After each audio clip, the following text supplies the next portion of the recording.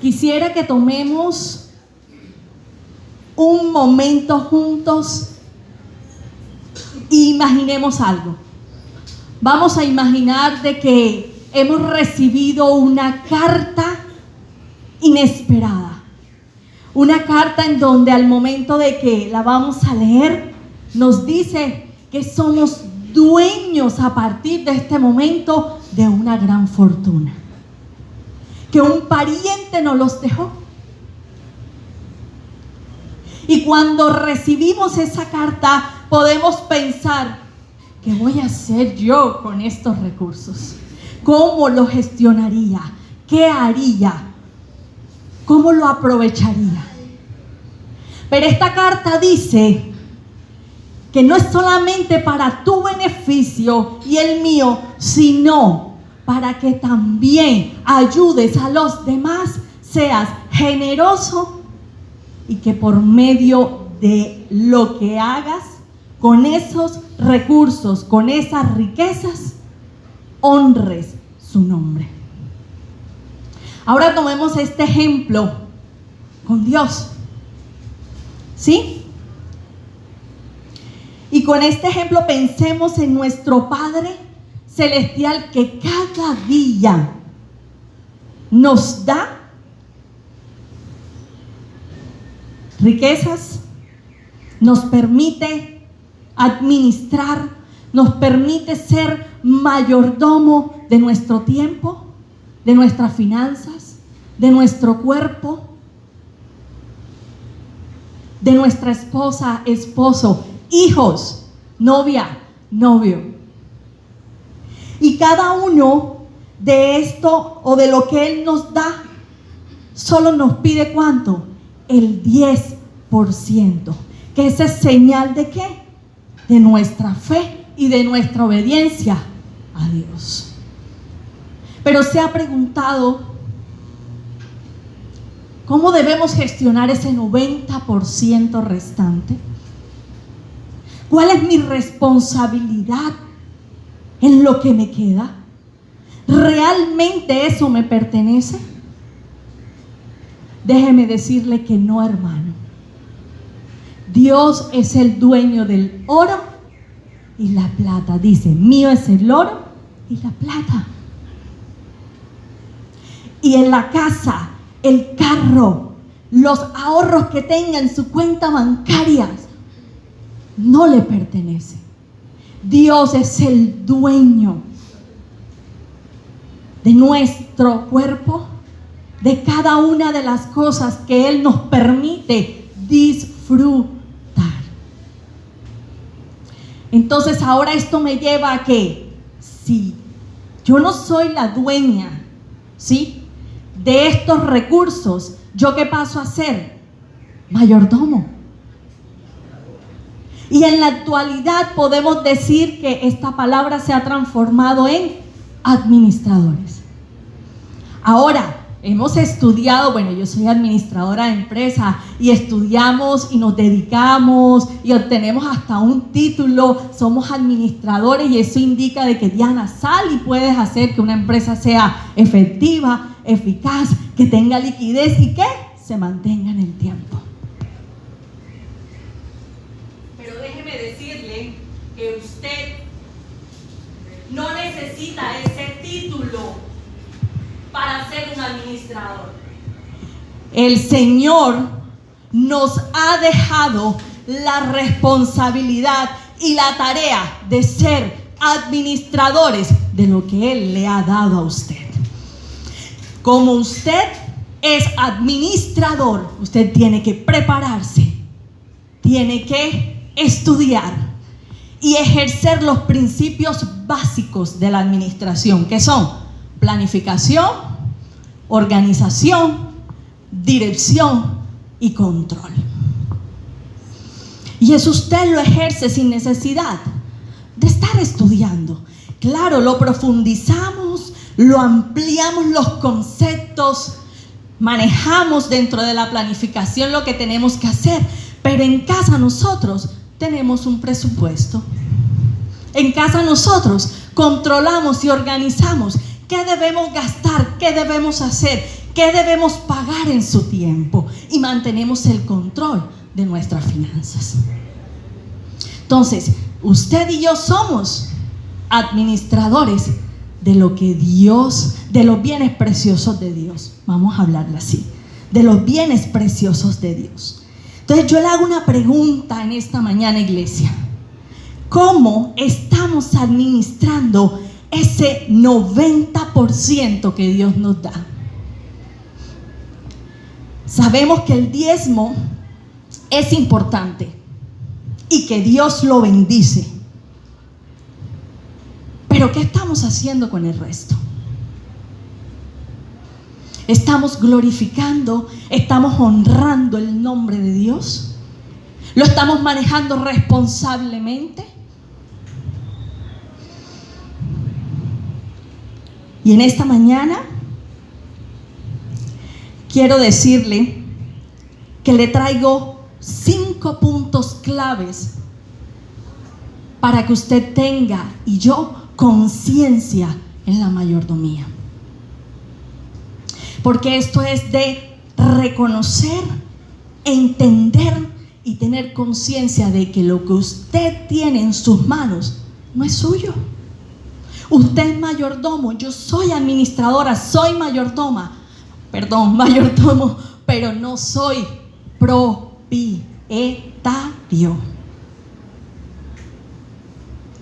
Entonces, vámonos a nuestra Biblia y en el transcurso del mensaje vamos a estar en ciertos versículos que nos va a mostrar y decir que todo proviene de Dios. Y lo que tenemos que hacer nosotros cuando tenemos ese tesoro valioso, ese tesoro divino en nuestras manos.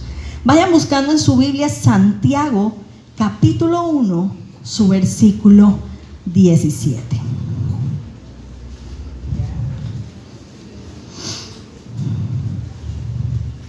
Antes de leer Santiago, déjeme decirle que un mayordomo es quien está a cargo de las cosas de alguien. Y que este mayordomo depende de quién lo contrata, depende de quién lo contrató. ¿Sí? Claro, este mayordomo muchas veces tiene acceso a la cuenta de su dueño, pero no implica que pueda hacerse transferencias a su cuenta personal. Es saber que uno puede ser rico, que uno puede tener todo lo necesario, pero quiero recargar, iglesia, que siempre debemos entender que somos inquilinos y que vamos de paso, y que Dios nos ha dado el privilegio de administrar aquello que no nos pertenece.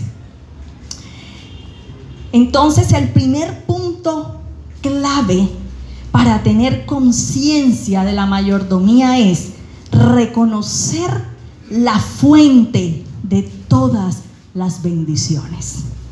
Mire lo que dice Santiago: toda buena dádiva y todo don perfecto desciende de lo alto, del Padre de las luces, en el cual no hay mudanza ni sombra de variación.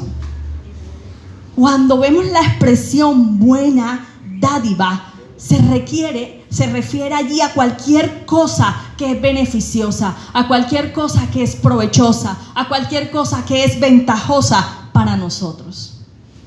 Mientras que cuando dice don perfecto, esto implica que esos regalos no solo son buenos, sino que son adecuados, sino que están completos en su perfección para nosotros.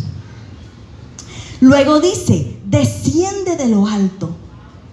Aquí lo dice, iglesia. La frase indica que estos regalos provienen ¿de dónde? De Dios. Directamente de Dios, que está en el cielo y que está por encima de todo. Y esto nos hace o podemos subrayar la idea de que nada de lo que tenemos es de nosotros. Que Dios en su infinita misericordia y bondad le ha dejado en sus manos. Pero sabe, no es por sus fuerzas, ni es por sus méritos. Porque quien nos da el éxito, quien nos da la fuerza, quien nos da el mérito, es Dios. Ese es el primer punto clave. ¿Cómo es el primer punto clave? Que no se nos olvide, iglesia. Reconocer la fuente de todas las bendiciones. Segundo punto, sabiduría en la administración. Y vamos a Proverbios, capítulo 21, en su versículo 20. Proverbios 21, en su versículo 20. Segundo punto, sabiduría en la administración. Mire lo que dice la palabra. Tesoro precioso y aceite hay en la casa del sabio, pero el hombre insensato, ¿todo qué? Lo disipa. Aquí cuando hablamos de tesoro precioso, puede interpretarse como los bienes valiosos, los ahorros, los recursos, la casa, la finca, el lote, todo lo que el Señor nos ha permitido tener, pero hemos acumulado con prudencia, con sabiduría. Luego dice, y aceite hay. En la cultura bíblica el aceite es un recurso muy valioso, ¿cierto? Eso se utilizaba para el alimento, para ungir, para rituales. También se utilizaba para el cuidado, ¿se acuerdan de Esther?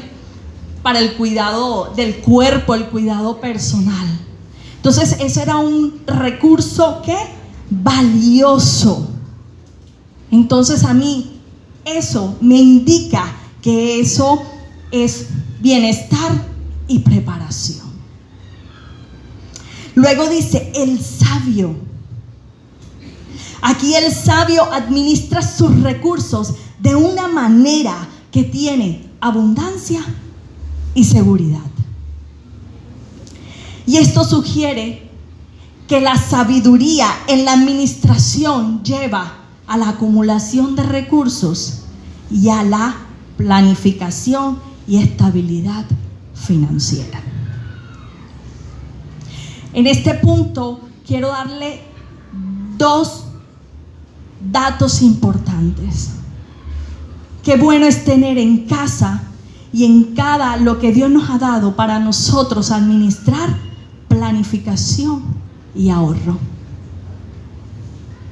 Dice la palabra que cuando en Lucas, cuando va a levantar una casa, va a construir, que dice, primero va y hace ¿qué?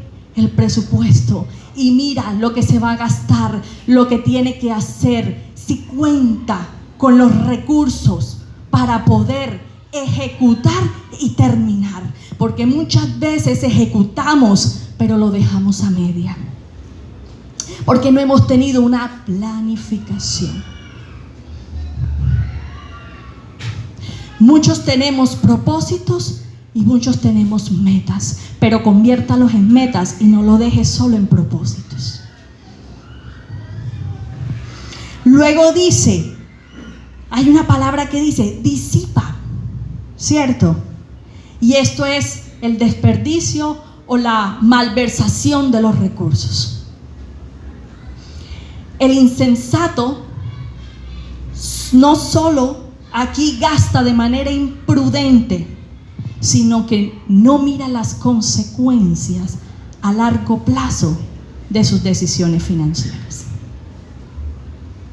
¿Qué estamos haciendo con el 90%, iglesia? ¿Somos buenos mayordomos? Tercer punto clave: generosidad y ayuda al hermano.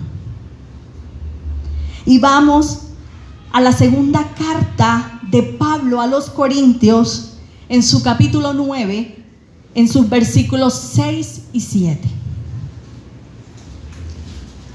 Primero, reconocemos que la fuente de nuestros ingresos vienen ¿de qué? De Dios. Segundo punto es la sabiduría en la administración. Y tercer punto es generosidad y ayuda al hermano. Y muchas veces ahí nos quedamos cortos. Dice la palabra: pero esto digo, el que siembra escasamente, también segará escasamente. Y el que siembra generosamente, generosamente también segará. Cada uno dé como propuso en su corazón, no con tristeza ni por necesidad, porque Dios ama al dador alegre. Usted recibió un mensaje en la semana diciendo que necesitaba una colaboración para la canasta de amor, ¿cierto? Y usted tuvo la decisión de decir sí o no. Usted lo propuso en su corazón en ese momento: sí, lo voy a llevar, lo voy a aportar. Entonces dice: siembra escasamente. Esto se refiere a dar o invertir en algo muy mínimo. Y así como inviertes en algo muy mínimo, recoges lo mínimo. Pero dice: siembra generosamente. Y esto significa que dar abundantemente, pero con un corazón dispuesto.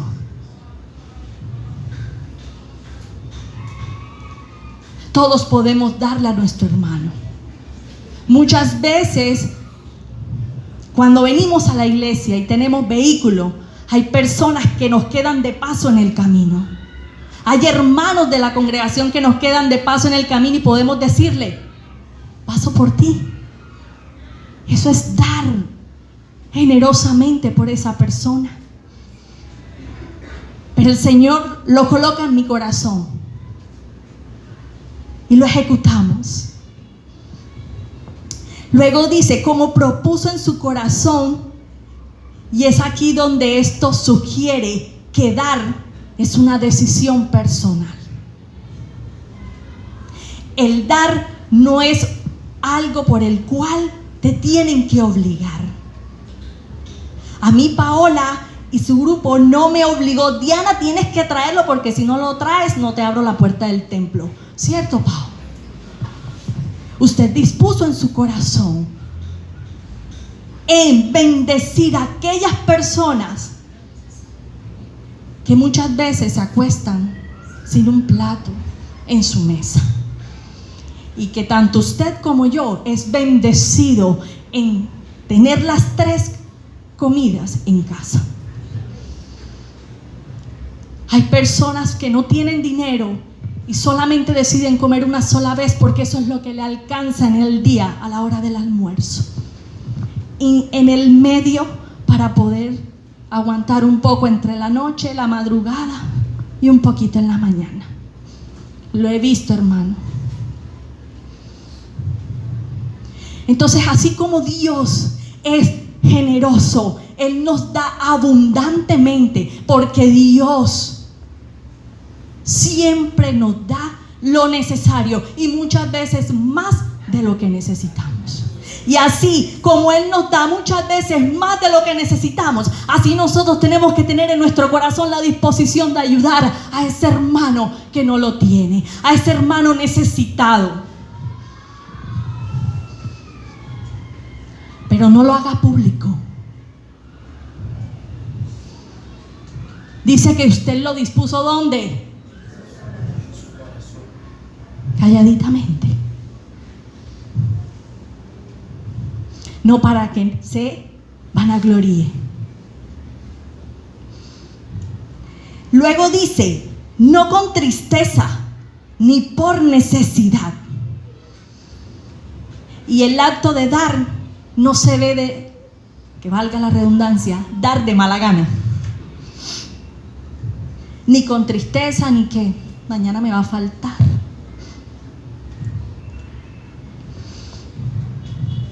Sino como la actitud con la que damos es tan importante como el acto de dar a sí mismo. No dé por obligación, hermano. Tercer punto, ¿cuál es? Uy, qué mala memoria, iglesia. ¿Cómo es? Generosidad y ayuda ¿a qué? Al hermano. Cuarto punto, invertir en el reino de Dios. Vámonos al Evangelio de San Mateo. Vámonos. Y vamos al capítulo 6, en su versículo 19 al 21. San Mateo capítulo 6. Oh, bello estos versículos. Dice la palabra de Dios: no hagáis tesoros en la tierra, donde la polilla y el orín corrompen, y donde ladrones minan y hurtan, sino haceos tesoros en el cielo, donde ni la polilla ni el orín corrompe, y donde ladrones no minan ni hurtan, porque donde esté vuestro tesoro, ¿qué dice la palabra? Ahí estará también vuestro corazón. No hagáis tesoros ¿dónde? Y se refiere a acumular riqueza, a acumular bienes materiales en este mundo. Y muchas veces nos encargamos de acumular, acumular y acumular, tener y tener, y usted no sabe que eso tiene una fecha de caducidad, una fecha de vencimiento. Porque cuando uno atesora en la tierra, se daña, se corrompe. Muchas veces hasta lo perdemos, lo hurtan, lo roban. Luego dice la polilla y el orín, y esto representa el deterioro, representa el desgaste de esos bienes materiales que se ven por el paso del tiempo. Entonces a mí esto me indica de que estas dos representan lo efímero y lo frágil que es acumular esos bienes en la tierra. Pero mire lo que dice: haceos tesoros ¿dónde? En el cielo. Y esto se refiere a invertir en algo que tiene un valor eterno. Que tiene un valor eterno. ¿Cómo qué? Como las obras de justicia, como la obediencia a Dios, como contribuir en impulsar y dar y extender el reino de Dios. Eso es invertir en los tesoros en el cielo. Y ahí el orín y la polilla nada pueden hacer. ¿Por qué? Porque son eternos, son incorruptibles. No los puede dañar.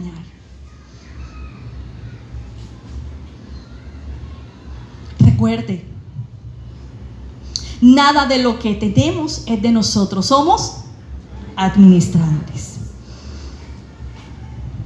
Quinto punto. Y este me encanta también, para no decir que más que los demás, no, todos son importantes.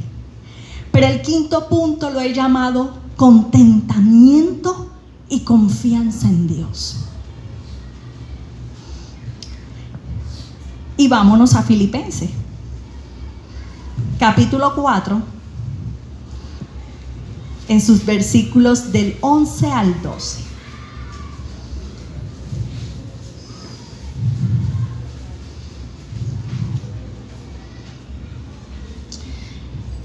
Quiero decirle que acumular o tener dinero o lo que el Señor le ha dado no es malo,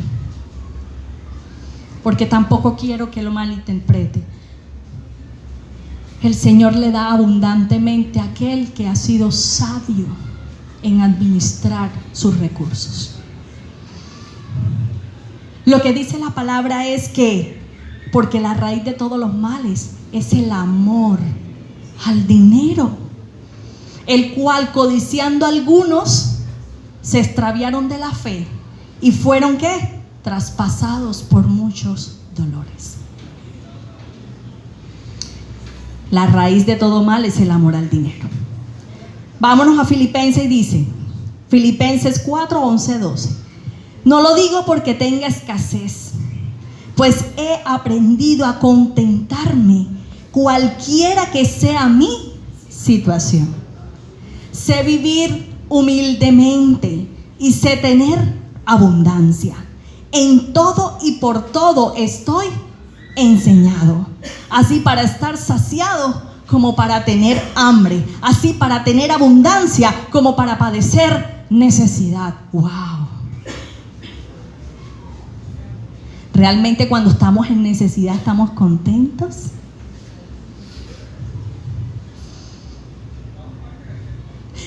Aquí cuando dice, no lo digo porque tenga escasez, el apóstol Pablo aclara que su mensaje sobre el contentamiento no es una queja por la falta de recursos. No es eso. Está hablando desde una perspectiva de paz y de satisfacción, sin importar su situación económica o material actual. He aprendido a contentarme.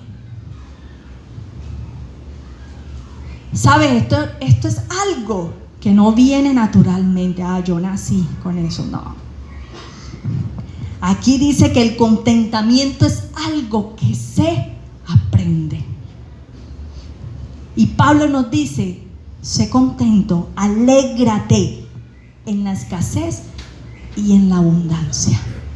Alégrate. ¿Sabe por qué lo dice Pablo? Porque él sabía que su provisión venía de Dios, que él todo lo provee es Dios, y él estaba convencido y él reconocía que su dador le daba lo justo y necesario en su momento, y él vivía alegre y contento sin importar la situación que tenía. Luego dice, sé vivir humildemente. Wow. Esto implica la capacidad de manejar la escasez y la sencillez sin quejarse y sin desanimarse. Y a veces cuando no tenemos para pagar algo nos quejamos tanto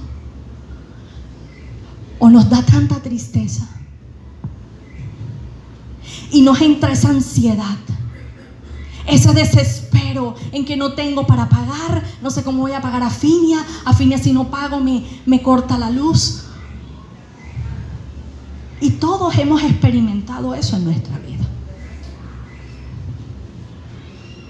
Pero para eso está la palabra de Dios. Para eso están sus principios, sus enseñanzas, para recordarnos que Diana, tú dependes de Dios. La provisión te la da Dios. Claro, pero hay que ser diligentes. Porque no te va a dar siendo mal siervo, siendo mal administrador. Pero si en el momento hay escasez y eres buen siervo, buen mayordomo, buen administrador, Dios te va a dar tu provisión diaria. Amén. Entonces, qué maravilla esto de Pablo que dice que sé tener abundancia y sé tener escasez, y cualquier situación que tenga, vivo contento. Debemos de aprender eso de Pablo. Vivir contento. Saben, cada uno de estos puntos me enseña sobre una verdad fundamental. Es una verdad. Nada de lo que tenemos es realmente nuestro. Nada. Nuestros recursos, nuestros talentos y dones, nuestros hijos, nuestra esposa, esposo, porque sabe, en algún momento vamos a tener que comparecer ante el tribunal de Dios y vamos a rendir cuentas de cada una de las cosas que Dios nos ha dado. ¿Para qué? Para administrar. Hay que pedir mucha sabiduría a Dios para que nos ayude a ser buenos administradores en cada punto de nuestra vida. Porque a veces nos enfocamos en nuestras finanzas y muchas veces olvidamos nuestros dones. O nos enfocamos en nuestros dones y muchas veces nos olvidamos de nuestra familia. O nos enfocamos en la parte de nuestro trabajo y dejamos a nuestra familia al lado. Y quiero decirle, iglesia, que su primer ministerio es su familia y debe estar por encima de todas las demás cosas. Entonces, cuando nosotros entendemos que no somos propietarios, sino mayordomos, nuestras prioridades empiezan a cambiar. Y empieza también a liberarse ese apego que tenemos a lo material, al consumismo, al saber invertir en lo que realmente tiene valor, que es en lo eterno. Claro, lo que Dios le da, usted también tiene la obligación de multiplicarlo también. Pero para multiplicarlo, también eso que Dios te permite obtener de esos recursos, hagan como dijimos en los primeros puntos, sea generoso y ayude a su hermano. Dé para la extensión del reino. Y a veces nos vamos lejos y decimos, no, es el hermano que está en la calle mendigando, o es el vecino. No, hermano, a veces en nuestra propia congregación hay hermanos que han comido una sola vez. Y de ahí parte. A veces no es solamente en la iglesia, sino desde nuestra propia familia, y no lo hacemos. Nuestros tíos, abuelos, padres.